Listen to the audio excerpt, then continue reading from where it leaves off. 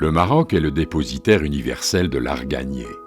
En reconnaissance à ses avantages globaux en tant que haut lieu de biodiversité et rempart contre la désertification, l'Arganeraie a été inscrite dans le réseau mondial des réserves de biosphère depuis 1998. L'arganier est un arbre endémique du sud-ouest marocain, s'étendant actuellement sur une superficie d'environ 850 000 hectares dans des zones semi-arides et arides, où il joue un rôle crucial dans l'économie agro-sylvopastorale.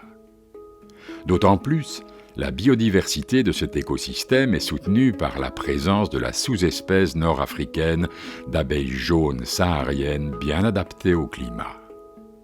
Le rucher traditionnel d'Inzerki, le plus grand des anciens ruchers collectifs au monde, se situe dans la vallée proche d'Argana, à environ 80 km au nord d'Agadir. C'est l'un des sites les plus visités du circuit touristique de la Route du Miel. Il témoigne d'une réelle civilisation humaine, ingénieuse, ancrée dans la tradition mettant en valeur depuis plusieurs siècles l'arganier et la biodiversité qui lui est associée. Les formes d'occupation de l'espace ainsi que le mode d'organisation spatiale de la population locale semblent être déterminés par la distribution des points d'eau au sein des systèmes agroforestiers.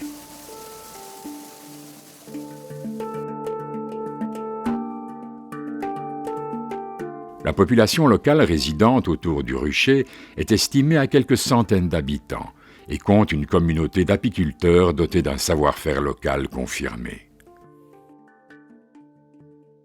Jamel visite son rucher personnel. Il s'y présente en arrivant de l'arrière des ruches et commence à les enfumer doucement pour calmer les abeilles.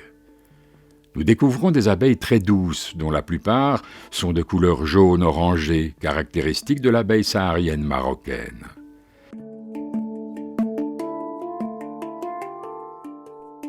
Un rucher privé est installé aux abords du village. Les apiculteurs y ont installé des ruches modernes, à cadre, au milieu des ruches traditionnelles. Le secteur apicole est soutenu par le gouvernement dans le cadre du plan Maroc vert, ce qui a permis de gagner le cœur et l'esprit des Marocains à travers le respect qu'ils ont envers l'abeille. Les abeilles et les bienfaits sanitaires du miel sont d'une importance vitale et voire sont sacrés.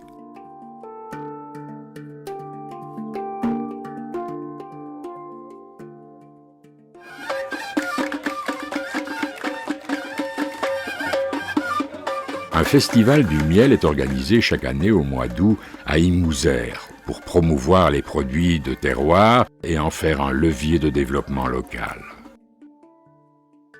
La transhumance des apiculteurs sur le site d'Inzerki présente plusieurs avantages liés à un ensoleillement prolongé, une altitude appropriée avoisinant les 1000 mètres et un climat relativement tempéré. Une abondance de plantes mellifères, le thym, la lavande, les palmiers, acacias, arganiers et des plantes médicinales, un isolement qui rend facile la surveillance du site et la régénération naturelle de la végétation en font un territoire d'exception. C'est sans doute une architecture locale, à base de terre, de bois, de palmiers et de roseaux tressés, qui rendent ce site original et unique. Le rucher se compose d'environ 250 cases. Chaque case peut contenir en moyenne 15 à 20 ruches traditionnelles. Au rucher d'Inzerki, Brahim Chtoui ouvre une ruche pour observer le développement de la colonie et son état sanitaire. Les abeilles construisent naturellement des rayons en cire attachés au plafond de la ruche.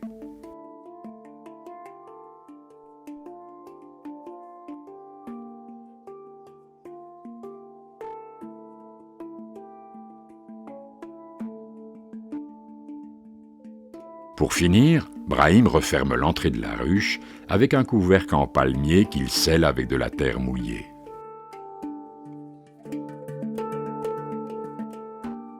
Il perce un orifice qui devient l'entrée et la sortie de la ruche, accès unique facile à défendre.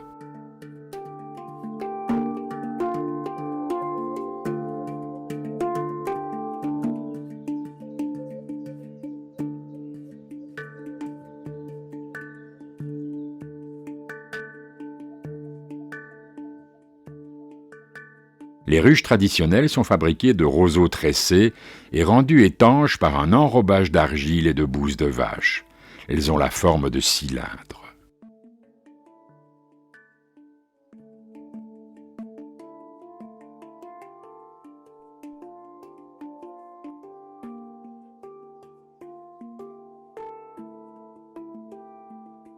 C'est un travail ancestral que perpétuent certains apiculteurs qui revendent sur les marchés le produit de leur travail.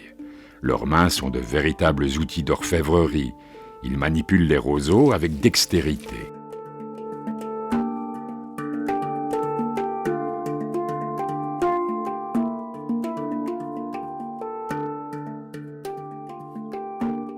Les touristes pourront se rendre dans les coopératives souvent tenues par les femmes pour se procurer de l'huile d'argan et du miel de très grande qualité. 3 types de miel sont récoltés et utilisés au niveau local. Le miel de printemps à base de diverses fleurs d'amandier, de cactus, d'oranger, de palmier et autres espèces naturelles. Le miel d'été à base de thym et de chardon. Le miel d'automne à base d'euphorbes, d'eucalyptus et du caroubier. L'amlou, un produit authentique du Souss à base de miel, d'amandes torréfiées et d'huile d'argan, est bien ancré dans les habitudes locales. Il se déguste au petit déjeuner et au goûter, souvent avec du pain. Il est préparé avec le moulin traditionnel constitué de 2 pierres rondes qui écrasent les amandes. Vous les trouverez chez l'habitant, dans les coopératives, dans les souks. Comme dessert, le bagrir ou crêpe 1000 trous, une crêpe à base de semoule de blé dur, souvent agrémentée de beurre et de miel. Le pain d'épices au miel sont préparés tant dans le cercle familial que dans les pâtisseries modernes.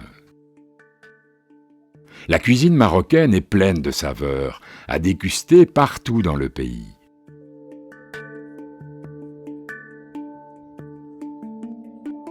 Le projet de l'économie circulaire pour la conservation de l'agrobiodiversité dans la région du Souss Massa, mis en œuvre par l'Agence pour le développement agricole avec le soutien du Programme des Nations Unies pour le développement et le Fonds pour l'environnement mondial, ainsi que d'autres institutions nationales et internationales.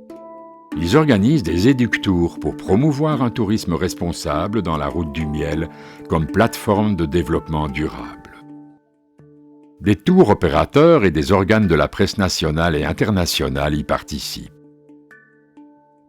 Au niveau du site particulier d'Inzerki, le projet met en œuvre un plan de gestion du rucher traditionnel qui intègre à la fois le capital naturel et culturel, et ce à travers la mise en place d'un mécanisme de paiement pour les services environnementaux liés à la pollinisation de l'abeille jaune saharienne. Alors l'abeille jaune saharienne du rucher d'Inzerki, grâce à son rôle dans la pollinisation, il joue un rôle très important dans l'équilibre de l'environnement autour du rucher. Il peut être également utilisé dans la pollinisation de beaucoup de cultures, notamment maraîchères et fruitières, dans le Souss Massa. Les abeilles sont des pollinisateurs extrêmement importants, que ce soit l'abeille domestique Apis mellifera ou toutes les abeilles sauvages qu'on connaît.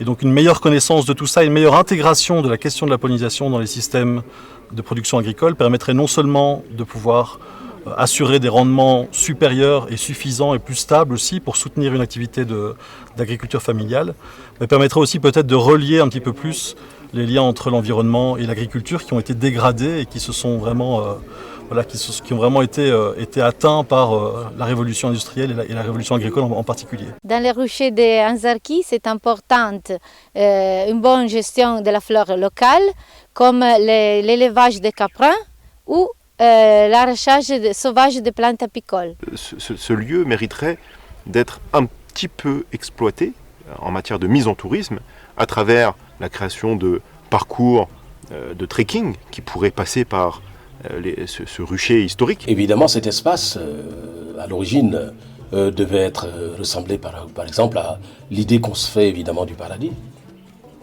Il en reste évidemment un petit bout pour nous montrer évidemment à souhait que nous sommes obligés de préserver la nature si nous voulons évidemment continuer profiter évidemment de ce qu'elle peut nous offrir, ce qu'elle continue de nous offrir.